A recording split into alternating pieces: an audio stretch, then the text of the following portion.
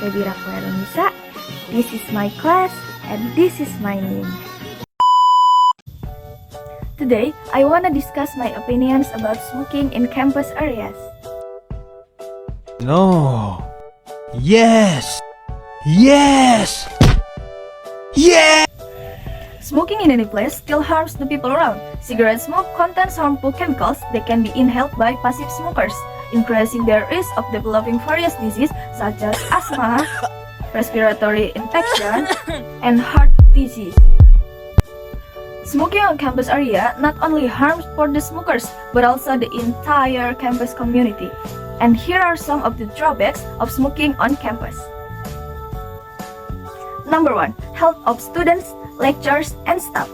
Smoking in campus areas endangers the health of passive smokers. Cigarette smoke contains thousands of hazardous chemicals. Number 2. Decreased air quality. Cigarette smoke pollutes the air and creates an uncomfortable environment for students, lecturers, and staff. Number 3. Disruption of learning. The smell of the cigarette smoke and the presence of the smokers can disrupt the concentration and focus of students who want to study. Number 4. Environmental pollution. Cigarette butts that are disposed of carelessly can contribute to campus litter. Moreover, cigarette butts contain toxic substances that can contaminate soil and water. Number 5. Negative campus image. The campus without strict policies on smoking could be perceived as less concerned about the health and comfort of its academic community. Number 6. Maintenance costs. Cleaning up cigarette butts and repairing areas damaged by smoking, such as stains on walls or floors, can increase campus maintenance expenses. Number 7. Rule violation. Many campuses have regulations regarding smoke-free zone, including Universitas BSI. If you recall the Student Code of Conduct in Chapter 5, Article 13, in the first paragraph, it states that smoking is a minor violation that can result in sanction if violated. So, in conclusion, maintaining a smoke-free campus environment is essential for creating a healthy, comfortable learning atmosphere that supports the productivity and well-being of all its occupants. So, that's my opinion regarding smoking on campus area. If there's any question, please leave a comment in the comment section. Thanks for your attention. Bye!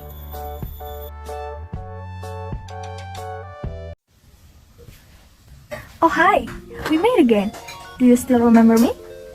My name is Febira Khoerunnisa. This is my class and this is my name. Right now, I want to explain about what is adverb of frequency. Adverb of frequency are words used to express how often an action happens. They are essential in providing more context to a sentence by indicating the regularity of an event or action. Next, let's talk about the historical backgrounds. The first is origin in early English. Adverb of frequency occurs in Old English, where words like of or often and volume or sometimes were used to express the repetition of action.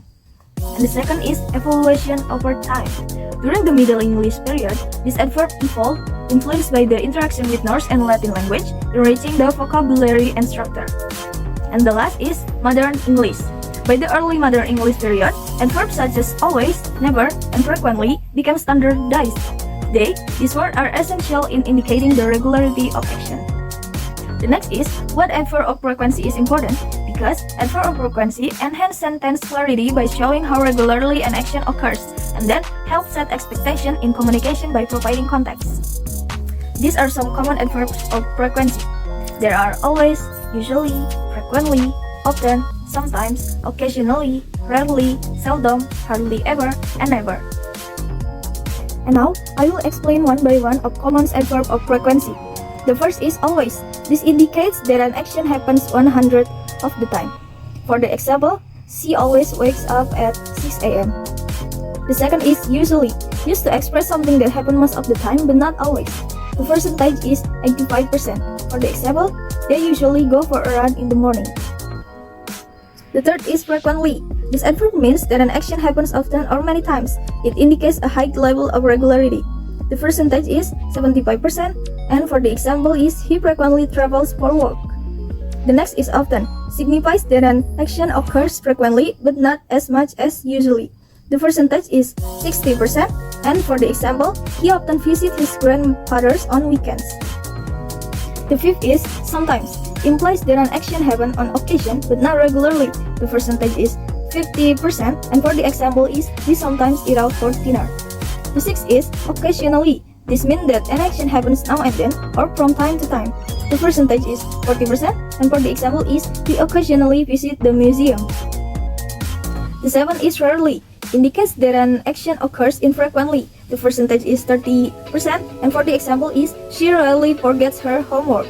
And the next is seldom. Similar to rarely, it shows that something happens on rare occasion. The percentage is 20%, and for the example, he seldom goes to the gym. The ninth is hardly ever. This phrase means that an action happens very rarely or almost never. It close to never, but implies it still happen at some point. The percentage is 10%, and for the example is she hardly ever eats fast food. And the last is never, means that an action does not happen at all.